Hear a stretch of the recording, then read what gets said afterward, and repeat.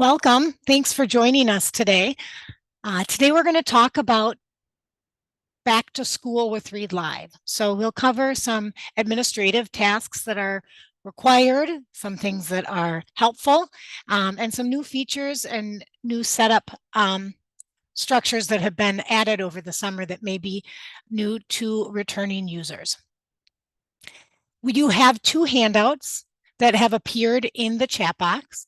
One of them is a 3-page Read Live setup tips document. And that's kind of to be used as a resource for you when you go to do some of these tasks on your own. It's going to follow the order of the things that appear during this session. And it will also offer you a resource when you go to do some of these things in the future. The other handout is a typical presentation handout that has a copy of all of the slides. Many of the slides on the handout are screenshots when I'm in the demonstration portion. So they may not, may not be presented in slide form. It may just look like the screen does when I'm talking about a particular feature of the presentation and within the program. So as you probably know, Read Live contains 4 programs within it.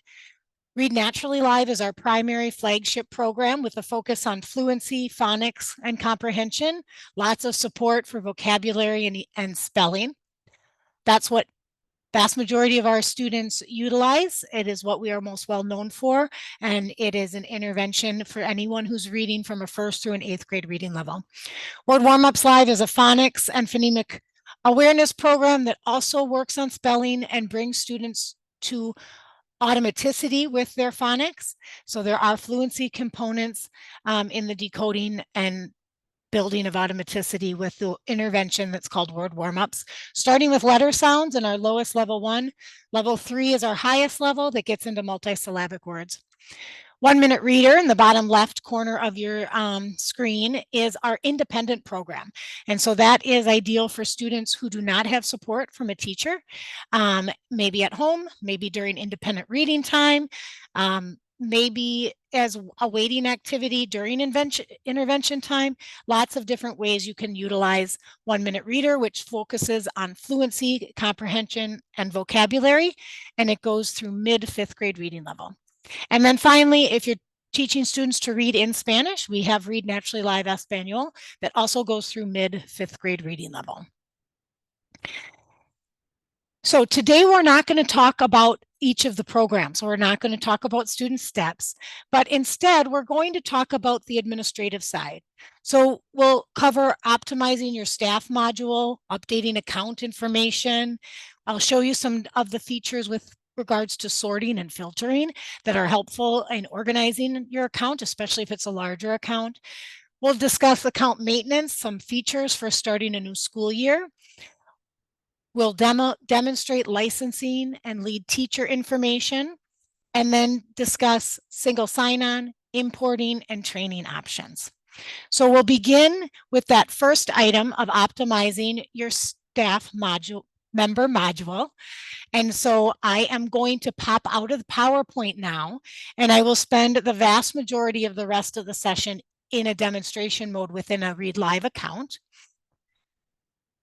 So the handout that will be your resource is the one that is shown on this screen. I do follow this order, but that presentation slide handout is the one that is ideal for if you're trying to take notes. You can go ahead and follow along on that. It leaves you space for note taking. So I'm going to pop out of this PowerPoint, as I mentioned, and go into our Read Live account, into my staff member module. I am logging in as an administrator. The features we are going to talk about today are administrative features. And so some of the things that we cover are not possible if you are a teacher within the account. These are things that are needed to be done by account administrator.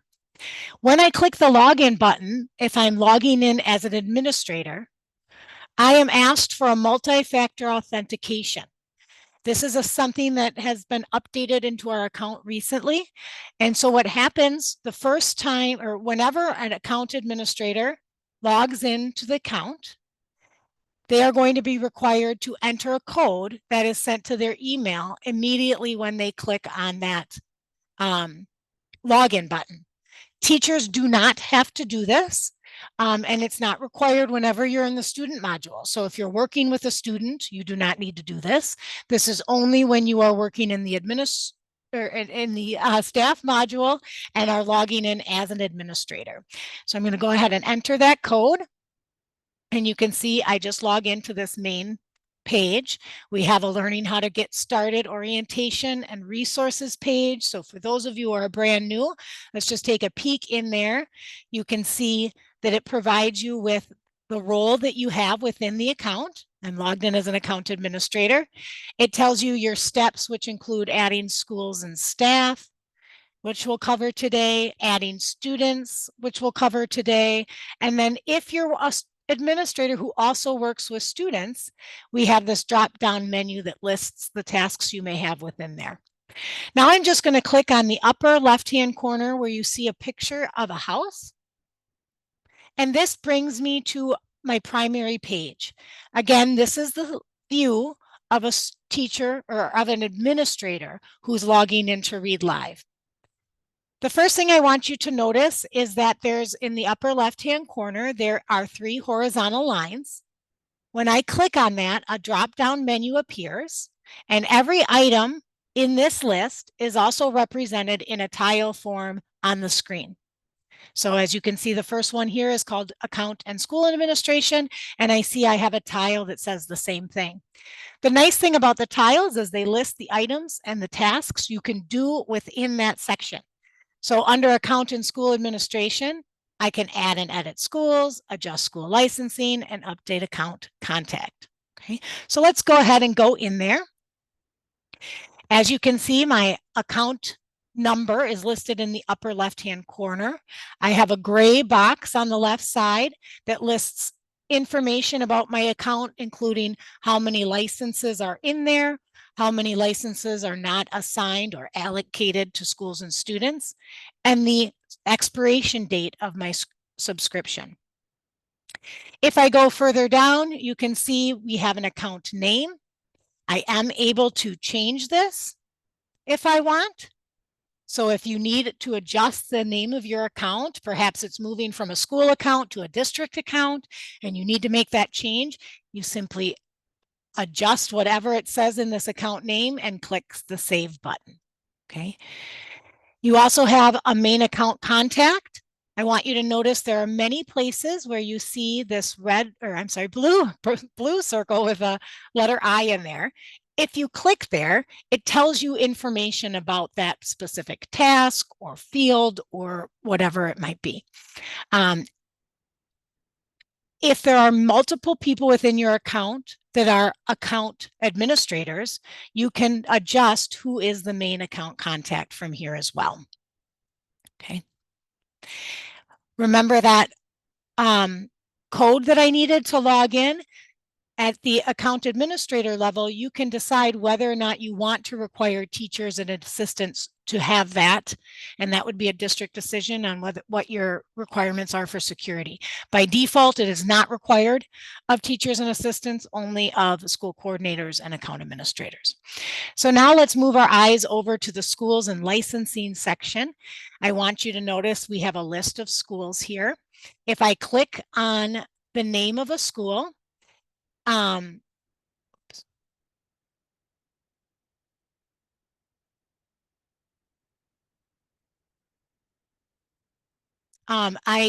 sorry, I'll go back.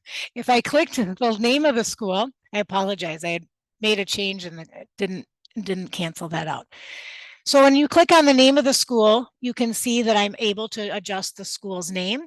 I also have an option regarding licensing for that school. I can either let the school use any available licenses within the account.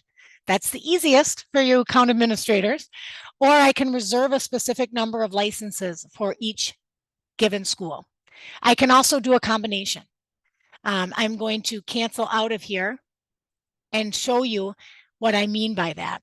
Under this licensing column, you can see that 3 of the schools list any available. That means if there's an available license, Any of those schools can grab it and assign it to a student. One of the schools, Northview, has 50 licenses reserved for that school.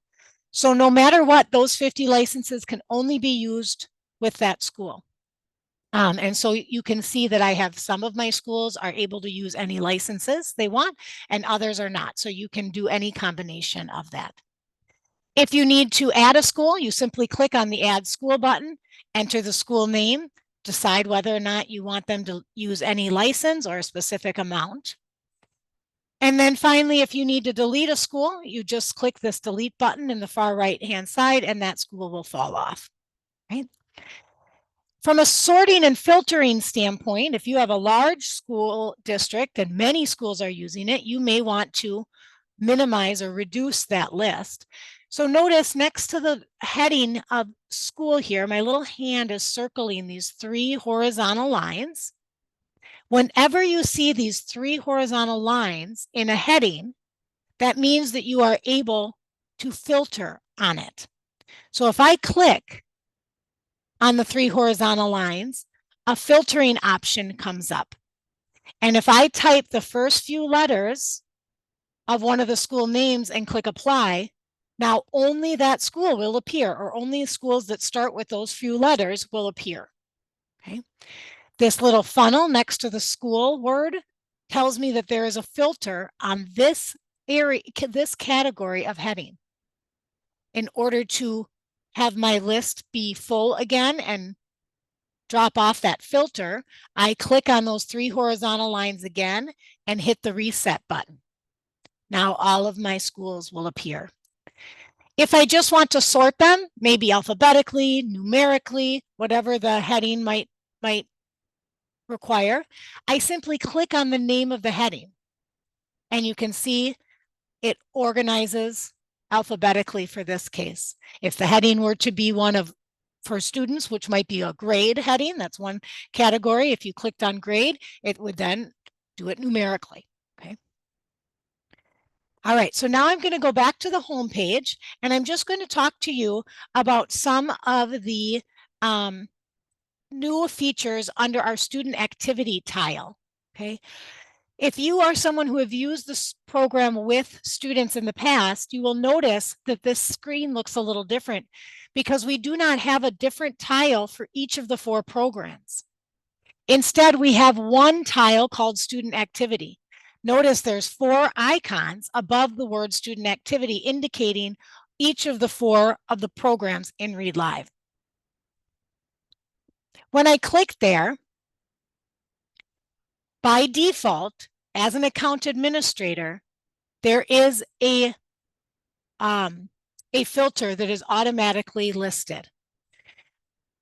Under this, if you take your eyes and put it on the Choose Students to View, see this magnifying glass and the words Choose Students to View, the box, the rectangle right below that lets you know which students you are viewing. So right now I am viewing students who have Kay Michelle as the lead teacher. If I want to view all students, I just click the X box and now all students will appear, whether they are assigned to that teacher or to me or to no one, they will all appear. If I want to organize by a different way, perhaps by first name, or maybe instead of name, I want to pull up all the students at a specific school. Perhaps I want to also see a specific grade at that school. Okay, and then when you click search, just the students in 3rd grade at Northview Elementary appear. But if I want everybody else to come back on the list, I click those X's and everybody comes back. The last thing I want to show you on this page is this blue button in the upper left-hand corner that says Application Specific Actions. From here, you can see all 4 of the programs are available. You can also see that if you click on the caret that is to the right of the name of the program, there's many different features, functions, and options that you can work on underneath each of the 4 programs. By clicking on that caret, you get a drop-down menu of things that you can do within that section. If I click the X, I'm brought back to the main page. And just notice that students also have carets by their name. So if you drop down under a student's name, it will list the applications that are assigned to that student. And if you drop down under the application, you can do different things like looking at and running reports.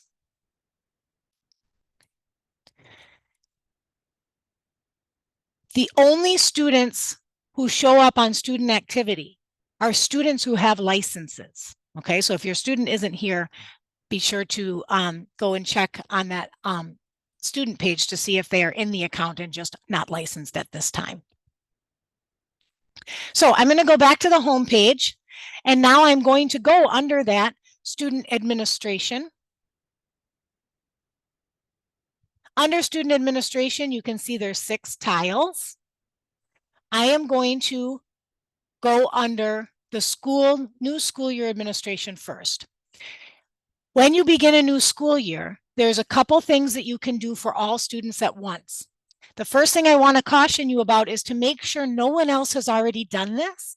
So if you have other account administrators at your site, be sure to reach out to them and make sure that this has not already been done. Because what happens is it advances all students by 1 grade. So you don't want to do that twice. You can also remove all homeroom assignments. And then you can either remove the lead teachers and licenses, or you can retain the lead teachers and licenses. That's your choice, one or the other, okay? If your students are likely to have the same teacher this year that they did last year, it probably makes the most sense to retain the licenses and lead teachers. If most of them will be moving on to a new lead teacher, removing the licenses and lead teacher, put the students set up in a way that a teacher can go in and claim them as their own. So either one of those options is perfectly fine. You just want to talk to your other account administrators at your site to make sure no one's done it, and also possibly communicate that with your teachers so that they are aware that those changes have been made. All right. So I'm going to cancel out of here. And I just want to mention that lead teachers, when you are adding students, you are going to give them a license and assign them with a lead teacher to a lead teacher. Another change that has happened recently is that you now do not have to give them a lead teacher assignment. So if you are loading all the students in and you know that they are going to use the program and you want to license them, but you are not aware of who their teacher is yet, you can give them a license but leave them unassigned as a lead teacher. We encourage you to get students a lead teacher as soon as you can. So if you know this information, it's ideal to do it right out of the gate. But if you don't, you can get students a license, which will let them get up and running, and then teachers can claim them as their own as they begin working with the students. Just so you know, people may come to you with this question. It doesn't matter if a teacher is a lead teacher for a student from a day-to-day operation standpoint. So what I mean is, regardless of who the lead teacher is for a specific student, any staff member in the account can do day-to-day operations with any student. So if Mrs. Johnson is filling in for Mrs. Smith, it doesn't matter. She can still work with Mrs. Smith's students on cold timings and hot time. She just can't make adjustments to their level, make adjustments to their steps, unless you put the two teachers on a team. If teachers are on a team together, then they are able to look at all the students from any teacher on that team's data. They can make changes to any student who's assigned to one of the teachers on the team. So if you have partnered teachers, or maybe there's all the specialists want to be able to access the data for all students, putting them on a team is one way to achieve that. All right, the last thing I want to talk about today is actually has to do with our rostering, importing, single sign-on, and that is, I am not the best person to talk to about that. So we have our expert here, Michelle, is going to come on and discuss some of those features and walk me through some of the tasks that are done in those areas. Thank you, Claire. Hello, everybody. So we're going to talk about how you roster the application. How do you get your kids ready in Read Live to and to begin working? So I would say that if your number of students to add is less than 40, so if you have 40 students or below, I would recommend adding them individually. The process to add a student takes about 1 minute. So I think for ease, anything less than 40 would be done individually. And Claire, let's just show that. So to add individually, student administration and then student setup, and just add student at the top. The required fields are identified with those asterisks in front of the field. So first name, last name, grade, school, user ID and password. Now this is if your student will be logging in to our website. So readlive.readnaturally.com is our student and staff member website.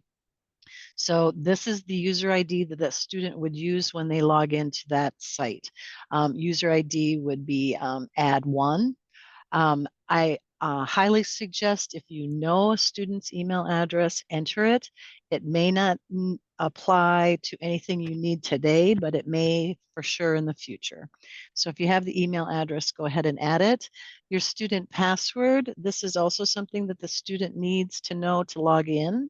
My suggestion, whatever you choose as the student's user ID, because that is unique, make that the same thing as the password. So when your student is on our login page, they enter the account ID that is established for your school, the user ID and password, which happen to be the same thing.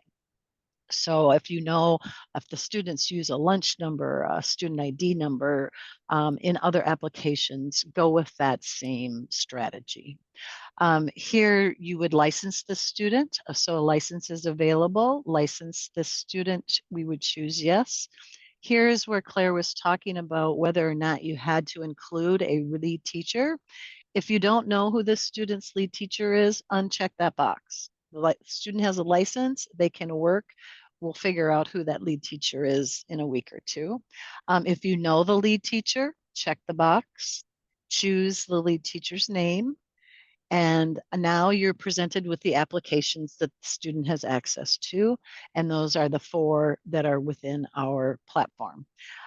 So you can check any or all of those boxes. Read Naturally Live, Word Warm-Ups Live, 1 Minute Reader Live, and then as well Read Naturally Live Espanol. Save and close or save and add another to continue the process with those students under the number of 40. So we can save and close or yeah, that's fine. So now I'm going to talk about, if you have numbers of students to add that are above 40, 50, 60, 70, 100, I would then use our import process to roster those students. So again, we would be under student administration. This time we're going to choose student import. Okay. So in step 1, there is a link to a document that outlines the necessary steps. So yes, let's click that link. And this is, your ABCD, what you need to do. But if we want to skip ahead, I'm going to show you the template that you can open and use. So we're going to download the template that's in that document, and we can open it. And this is, again, the template. So we need these column headings as they are listed. Don't remove or delete anything, but I'll tell you the fields that are required or the columns that are required. And that would be first name, student last name, student grade, student user ID, student password. And again, we'll go to student ID is not a required field, but student email again, not required, but highly recommended to enter if you have that information.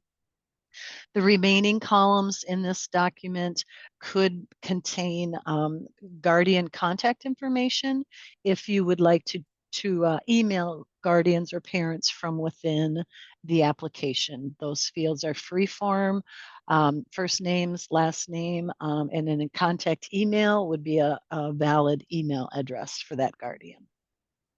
So with this import, we're going to pretend that we have created an import file, and I'm going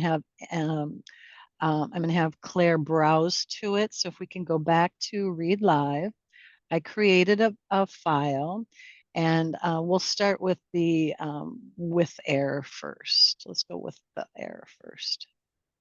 And the school will be Northview Elementary. And next. Please give me errors. Yes. So here this tells us we have errors that are detected. So we need to fix these before we can go on. So we can click the review errors button. And now if you scroll through the document, you should see yellow highlighted fields that are indicating where your errors are. And if you hover your mouse over that yellow error, we should see the missing field is a required field is missing. So again, I said before, student password was required. These two particular students do not have a password listed. Therefore, we need to add one, save that CSV file one more time, and then we would browse again. So click cancel here because we've now fixed our errors. We'll browse. We'll go to the one without error and select Northview again and click next. So this is an import that is going to process without errors. It just is showing what we are going to be importing, what we told that CSV or what we entered in that CSV. We will verify, just click next. Yes, this is all true and what I want to happen. And this import is now scheduled. I want you to note that when you do an import, it is happening overnight. It is not something we do in production. So we would just choose yes to schedule that import. And it has been scheduled. And the person submitting that import will get a verification email following the import to give you the status. So we can say, okay. And now, again, that import has been scheduled and it will process overnight. Tomorrow morning, our students will be active in the system. They still do need to be assigned a license and lead teacher, or license if you don't know the lead teacher. So importing does require you to then license the student. So we can go to student administration, student licensing. We'll choose Northview as our school. And I'd like to sort the RNL license column. So if you just click that button, yes. So now we have all of our not licensed and licensed students together. So now I can just look at this list and I see my non-licensed students. I would select a student or a group of students that all belong to the same teacher. If you noticed, Claire just did a click, shift, click that allows you to select more than one student in a group. So we've selected these non-licensed students. We'll choose at the top, assign licenses to selected. We can choose our lead teacher and say, okay. And now those students are all licensed to that lead teacher and are ready to begin working in Read Live with placement. So that is importing. So that is rostering, getting your students into the application. I want to talk about ClassLink. If you are a ClassLink environment, your district or school utilizes ClassLink, We do have a ClassLink rostering and single sign-on solution. So again, it would be in student administration, single sign-on setup, and now we would just click on ClassLink.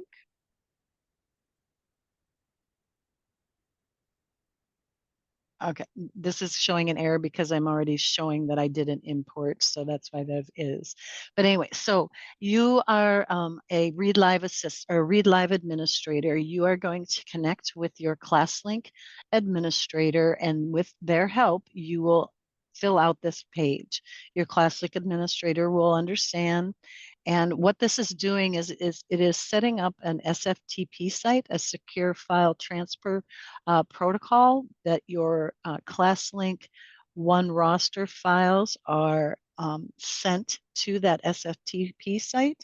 We look at it every night and then adjust with any changes, update students' grades, update students' passwords, things like that if we see a change. And that is processed on a nightly basis. Your ClassLink roster defines the Read Live roster. Okay, there's no ability to add students manually or via import because ClassLink is going to be sending that roster to Read Live. So that's the difference. So that is ClassLink rostering. We also provide Clever single sign-on. I want to make you notice that this is a single sign-on solution only. So if we click the Clever single sign-on, this district ID is going to come from your district Clever administrator. Okay, they will share that ID with you. They would you would input it, click save. You would now import or roster your students either individually, as I showed in step one when we started, or by the import that we also showed. Okay, the students still need to be added because Clever is only single sign-on, so we still need to roster those students. Once you have rostered the students, as long as the email address in Read Live matches the email address in Clever, and the student has access to the Read Live Clever app, they will have single sign-on access, meaning they'll click on the Read Live app in their Clever portal, and they will be immediately logged into Read Live without having to enter additional credentials. Okay, so just to kind of sum that up, if you are a Clever district, you would want your Clever administrator to request the Read Live app from the Clever dashboard. And at that point, the process is started. We will approve the request. At this time, you can roster the students either individually or through import, including their email address. This is where an email address is required to do Clever single sign-on. Okay, I know that is technical terms, but if anybody, please reach out to our support line, 1-800-788-4085, option 3, and we'd be happy to help and walk you through any of those questions that you may have. So that's Clever and ClassLink. I'm going to talk quick about Google.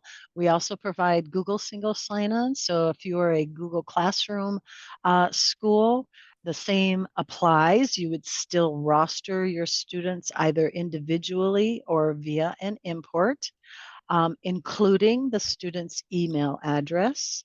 As long as the email address in Read Live matches your email address that the student uses for Google, and using the special link. So Claire, I'm going to have you go to Google single sign-on, and right there setting up Google login.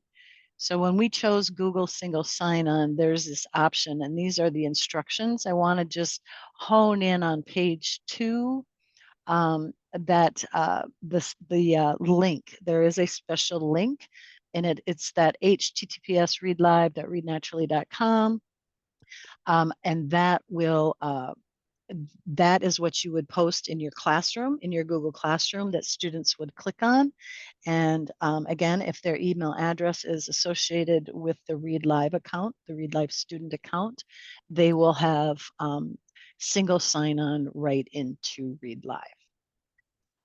Those are our options for rostering. I know that was kind of fast, but please, everybody call 1-800-788-4085. We are more than happy to help you work through that rostering step. I'll turn it back over to Claire now, and she will round out the webinar. All right, thank you very much, Michelle. Our tech support is wonderful, and you get actual humans when you call. So please do reach out if you're having any questions or trouble. That's what we're here for. I just wanted to end today by mentioning a couple of things that are helpful to you. One, of course, is training. We have training for teachers. We have free online courses. We have many recorded webinars. We have many how-to videos. We also have in-person training at a few sites this fall, and we have virtual training. And in-person and virtual seminars are both at a cost, but you can purchase that for your district or your school if that's something that you are interested in. Otherwise, on our website, if you notice the middle heading here that says training, under that heading are all of the different training options, but not just for teachers. We also have student training videos. So go check out our training page to get all the assistance you need for you and your students. We also have a wonderful help page. As you can see, this is our help page. The web address is listed here at the bottom. But I just want you to notice that we have different sections that break down into different areas within each section. Oftentimes there's a little video showing you how to do something, explaining how to do something. We also have a help page that gives you written instructions on those different tasks. So we just covered all of our different areas of the webinar today. I really appreciate your time and your attention to these things at the start of the school year. We are here to help, so call us and email us if you have any questions. If your questions are about rostering, single sign-on, anything that is technical in nature, that support@readnaturally.com is a great email option. The phone number is also listed on this page, 800-788-4085. So please call, email us as your questions arise throughout the school year. Thank you for all that you do and have a great day.